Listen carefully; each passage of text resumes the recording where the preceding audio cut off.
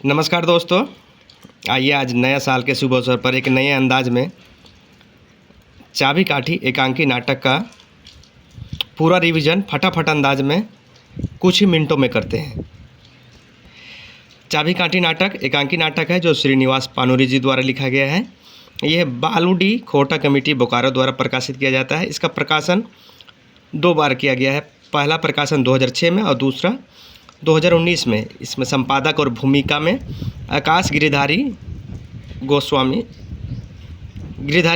आकाश खूंटी जी द्वारा किया गया है। इसका संपादक और भूमिका गिरिधारी गोस्वामी आकाश खूंटी द्वारा। इसमें कुल 20 दृश्य है। फटाफट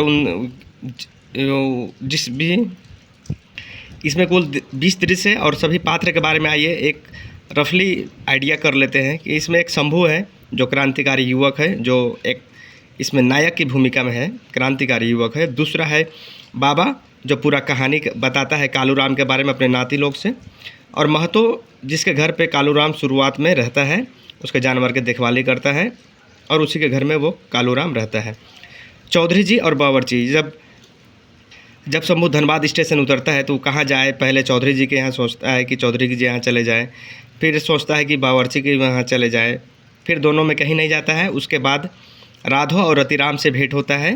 राधो वही होता है जो सामान के बदले कुछ रुपये 5 रुपये देने की बात जो कहता है, लेकिन वो मना कर देता है। रतिराम उसे 200 रुपये में अपनी स्कूल में रखता है। कालूराम जो साहूकार है,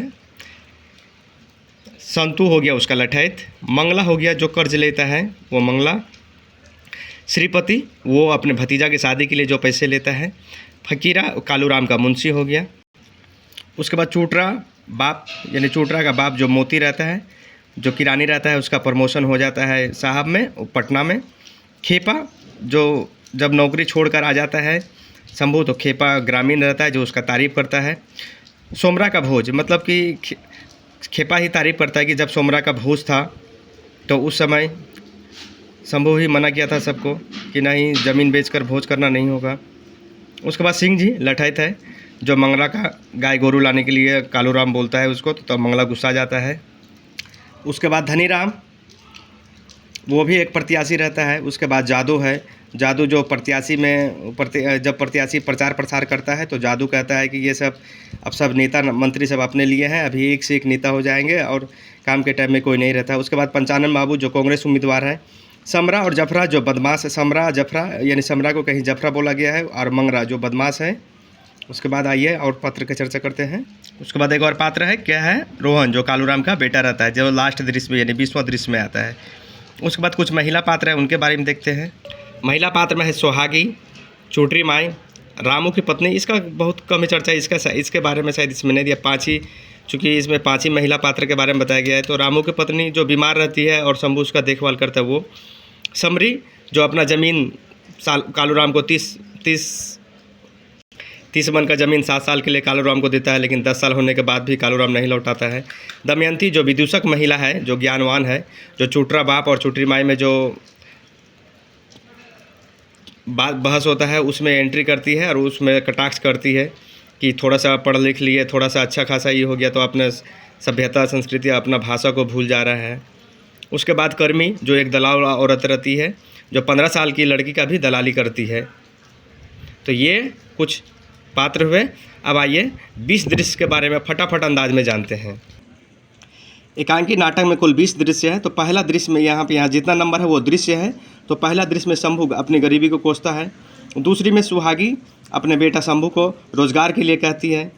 तीसरा दृश्य में है कि बाबा जो अपने नाती लोग से कालूराम की कहानी के बारे में चर्चा करता है कि कैसे कालूराम जेठ महीने में तपती गर्मी में आता है और वहाँ धूप से लू मार देता है। उसके बाद महतो घर से पानी लाके उसी के घर में अपना वो रहता है और अपना धीरे धीरे वो वहाँ से प्रगति करता है। महतो का गाय बैल का देखभाल करता है और रात में फिर धान वगैरह चुनता है और धीरे धीरे उससे वो साहूकार बन जाता है।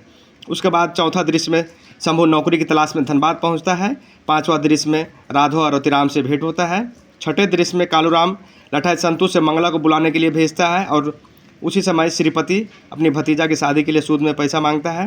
तो कालूराम उससे कहता है श्रीपति से कि तुम्हारा पिछला का यो खस्सी बाकी है, तो श्रीपति कहता है कि नहीं मालिक, उतना तो नहीं दे पाएंगे। उसके बाद 4-5 पन्ना में, सादा पन्ना में साइन करवाता है। उसके बाद वहाँ से चला जाता है। 7वें दृश्य में कालूराम मुखिया का उम्मीदवार में खड़ा होता है और प्रचार प्रसार करता है। तभी जादव नाम का जो ग्रामीण रहता है वो ताना मारता है कि ये सब मुखिया ये अभी नेता बना है तो अभी लंबा चौड़ा डींग हाँकेगा, काम करने के टाइम में कोई नहीं आता है। उसके बाद 8वां दृश्य में रतिराम शंभू की कविता की तारीफ़ करता है और उसी में 8वें दृश्य में ही शंभू नौकरी छोड़ने की बात कहता है और गांव जाकर अपने समाज सेवा की बात कहता है। 9वां दृश्य में चुटरा का बाप का पोस्टिंग किरानी से साहब में पटना में हो जाता है और इसी में वो लोग कहता है कि अब इंग्लिश में बोलना होगा, हिंदी छोड़ना होगा, अब हम लोग आपको मैम साहब बोलना पड़ेगा, हमको सर बोलना पड़ेगा, इस टाइप का बात होता है। 10वें दृश्य में शंभू नौकरी छोड़कर गांव आ जाता है और समाज सेवा की बात करता है अपने माँ से। 11वां दृश्य में खेपा शंभू का त्याग भावना का तारीफ़ करता है। 12वां दृश्य में समरी श्राद्ध के लिए 30 मन का खेत 7 साल के लिए कालूराम के पास दे देता है, लेकिन 10 साल के बाद भी कालूराम उसको नहीं लौटाता है। 13वां दृश्य में क्या है कि मंगला आता है, पैसा नहीं देने पर कालूराम सिंह जी लठैत से बोलता है कि जाओ इस साला के गाय गोरू लेकर आओ। तभी मंगला गुस्सा आ जाता है कि साला तुम लोग कैसे सूद लेता है कि मेरा बाप का कर्जा लिया हुआ अभी तक सूद पे सूद दे रहा है, फिर भी ख़त्म नहीं हो रहा है। शंभू के बारे में जानता है ना, हम उसके पास जाएंगे, उससे शिकायत करेंगे तुम्हारा। उसके बाद आ जाता है 14वां दृश्य। इसमें समरी ज़मीन वापसी के लिए कालूराम के पास जाता है, लेकिन कालूराम उसको धुतकार के भेजता है। तभी शंभू आता है कि देखिए यहाँ इसका बाप दादा सब यहीं पे रहा और आप इसको ज़मीन छोड़ने के लिए कहते हैं, ज़मीन तो आपको देना ही पड़ेगा। तो कालूराम बोल रहा है कि अभी इलेक्शन में प्रचार प्रसार में बिजी है तो बाद में आना। इसके बाद 15वां दृश्य में धनीराम और कांग्रेस उम्मीदवार पंचानन बाबू की चर्चा होती है। उसके बाद 16वां दृश्य में चुटरा बाप और चुटरा माई के वक्तव्य पर दमयंती का प्रवेश करता है और दोनों पे कटाक्ष करती है कि अब अमेरिका में कुत्ता भाव नहीं राम राम जपने लगे और कुत्ता और जो भाव करते हैं वो आप जैसे, मतलब कि जब थोड़ा सा ज्ञान या थोड़ा सा पढ़ लिख लेते हैं वो अपने सभ्यता और संस्कृति को भूले तो वैसे लोग भाव करने लगे। ये कटाक्ष करती है दमयंती चुटरा बाप मोती पर। उसके बाद 17वां दृश्य में आइए देखते हैं क्या है।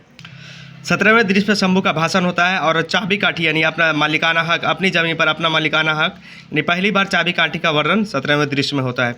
उसके बाद 18वें दृश्य में होता है कि शंभू का जयकार होते हुए कालूराम के घर की ओर आता है तो कालूराम लोग डर जाता है और वो अपने रोहन का गोली वगैरह लाने की बात कहता है और सबसे संतू को अलर्ट होने की बात करता है। लेकिन वो स्कूल के चंदा के लिए आता है और कालूराम चंदा के लिए 10 रुपया देने की बात कहता है। तो शंभू कहता है कि 10 रुपया में काम नहीं चलेगा, 500 रुपया लगेगा। तो फिर 500 रुपया चंदा शंभू स्कूल के लिए लेता है उससे। उसके बाद आइए 19वां दृश्य में। 19वां दृश्य में जफरा और मंगरा जो बदमाश रहता है, जिससे कालूराम कहता है कि शंभू का व्यवस्था लगाने के लिए यही लोग को बोलेंगे, लेकिन तभी जफरा उसको डांट के भगा देता है उसका इस लठैत को। उसके बाद उसी दृश्य में कर्मी दलाल औरत की भी चर्चा होती है जो 15 साल की लड़की के लिए दलाली करती है।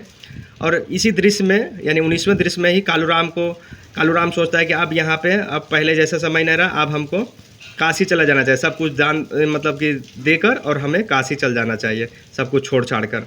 उसके बाद 20वां दृश्य में गलती का प्रायश्चित करता है एवं रोहन का प्रवेश होता है और सब कुछ जितना भी उसका संपत्ति रहता है सब मिलजुल कर उसमें खेती करने और उसका देखरेख सब मिलजुल कर करने की बात करता है।